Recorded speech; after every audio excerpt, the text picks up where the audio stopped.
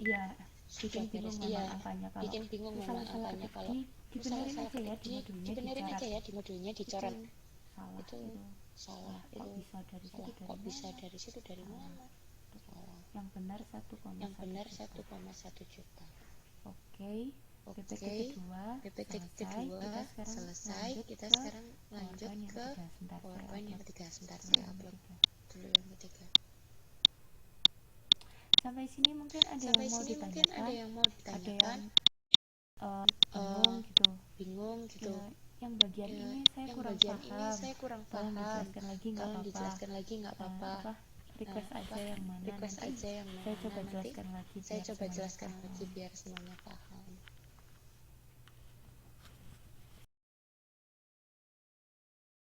Materi yang berikutnya. Mungkin ada pertanyaan sampai sejauh ini, sampai kegiatan belajar 1 di kegiatan belajar 1 dan kegiatan belajar 2.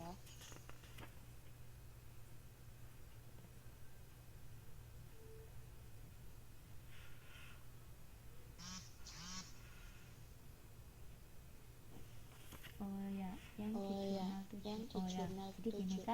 Jadi gini kan, di situ ada dua angka, 14.200.000 sama 10.600.000. Nah, 10.600.000 itu adalah total cost yang kita keluarkan. Total cost yang kita keluarkan. Produk itu, atau dalam membuat produk itu menghabiskan biaya sebesar 10.600.000. Nah, tapi kan kita kalau mau menjual atau mematok harga pesanan itu kan nggak mungkin kita nggak cari untung, kita kan juga butuh laba, butuh untung. Jadi di situ makanya harganya di markup itu maksudnya dinaikkan harganya. Nah, berarti nanti kan ada selisih 14,2 juta dikurangi 10.600.000 itu sekitar 3,6 juta. Nah, 3,6 juta itu adalah laba yang kita terima. Jadi kalau tadi 10,6 itu adalah total biaya yang harus kita keluarkan untuk membuat satu produk. Sedangkan 3,6 itu dapat dari 14,2 juta dikurangi 10,6 itu sebagai batinya kita atau labanya kita. Kita kan kalau jual produk nggak mungkin kan kita nggak cari untung, pasti kita juga butuh untung kan. Nah, itu 3,6 itu untungnya. Jadi 10,6 adalah total cost yang kita keluarkan atau total biaya yang kita keluarkan untuk membuat satu order. Nah, sedangkan sisanya sehingga kita bisa mencapai 4 untuk bisa mencapai angka 14,2 itu adalah labanya. Jadi sebesar 3,6 itu adalah labanya. Jadi 14,2 itu adalah harga yang harus dibayarkan pelanggan atas pesanan itu. Itu kan ceritanya pesanan nomor 212 ya. Jadi pelanggan itu harus membayar pesanan sebesar 14,2. Tapi total cost yang kita keluarkan untuk membuat pesanan 212 sebesar 10,6. Jadi di situ selisihnya itu adalah bati yang kita terima. Sampai sini paham maksudnya dari 14,2 juta itu dari mana dan 10,6 itu dari mana. Nah, di sini memang tidak dijelaskan. Tiba-tiba mematok harga 14,2 itu dari mana, itu memang tidak dijelaskan. Ada sih memang regulasinya. Kita kalau mau mematok laba itu sebesar berapa, itu memang ada regulasinya. Maksudnya ada caranya sendiri, tapi di sini memang nggak dijelaskan. Pokoknya intinya 14,2 itu adalah harga yang harus dibayar pelanggan, dan di situ labanya adalah sebesar 3,6 juta. Udah gitu aja. Mungkin nanti di belakang ada penjelasan. Di modul nggak tahu berapa mungkin ada penjelasannya, tapi yang jelas di situ memang di sini contohnya seperti itu. Oke, kalau memang sudah paham, saya lanjutkan ke kegiatan belajar 3 ya. Nah, Sekarang kita masuk ke kegiatan belajar ketiga. Di sini membahas tentang akuntansi produk rusak, cacat, bahan sisa, dan bahan sisa buangan. Apa itu produk cacat, rusak, bahan sisa, dan bahan sisa buangan? Kita pelajari satu persatu ya. Yang pertama, produk rusak. Nah, produk rusak itu adalah produk yang tidak memenuhi standar produksi dan dijual sesuai nilai sisanya atau dibuang. Jadi contohnya kayak gini. Kalau misalkan buat toko bakery gitu. Ada pesanan roti. Nah, waktu bikin roti itu lupa nggak masukin baking powder. Akhirnya rotinya bantat. Tahu roti bantat kan? Maksudnya nggak ngembang gitu. Rotinya nggak ngembang. Otomatis nggak bisa kan dijual.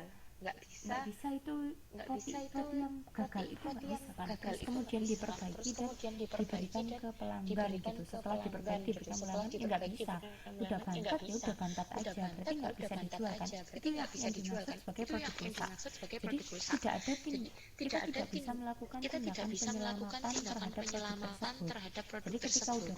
Jadi ketika udah tahu rusak atau kita melakukan prosedur yang salah dalam pembuatannya secara otomatis ya udah fail. Jadi di sini kita tidak bisa memberikan pertolongan lebih terhadap produk rusak itu.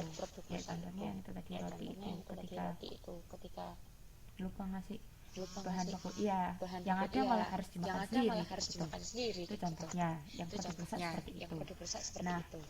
Nah, memang semua perusahaan itu pasti berusaha untuk menerapkan zero defect. Zero defect itu tidak ada kesalahan sama sekali. Benar-benar semua yang diproduksi itu berhasil, nggak ada yang gagal. Atau zero defect nama lainnya juga zero tolerance. Jadi tingkat kesalahannya itu nol gitu. Jadi itu semacam mustahil lah kalau menurut saya. Pasti setiap perusahaan itu ada produk cacatnya. Cuman memang gimana caranya produk cacat itu berada pada level minimum atau kesalahannya itu sedikit. Jadi produk rusaknya juga sedikit. Itu yang perusahaan selalu berusaha untuk dicapai. Nah, karena mustahil untuk mencapai zero tolerance atau zero defect, maka biasanya perusahaan itu memang memiliki batas toleransi.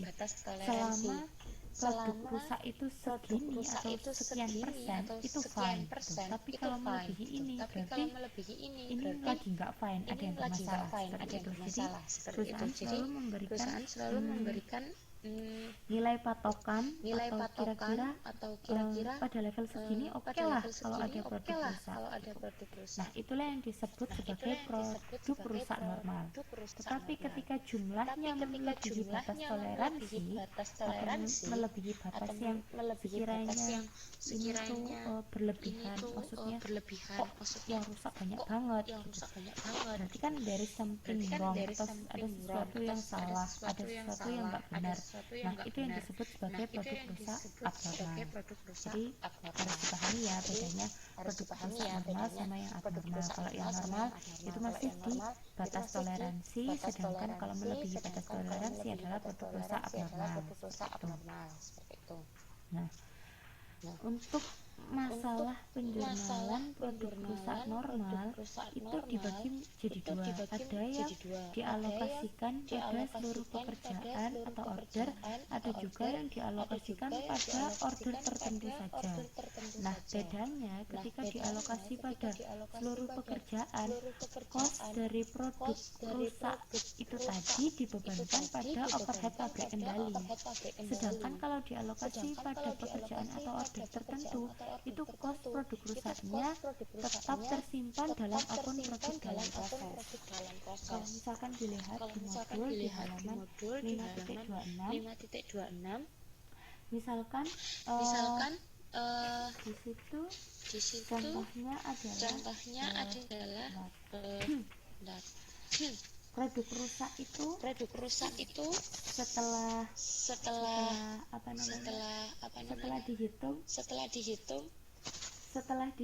setelah dihitung ternyata produk rusak itu masih punya nilai sisa 200.000 atau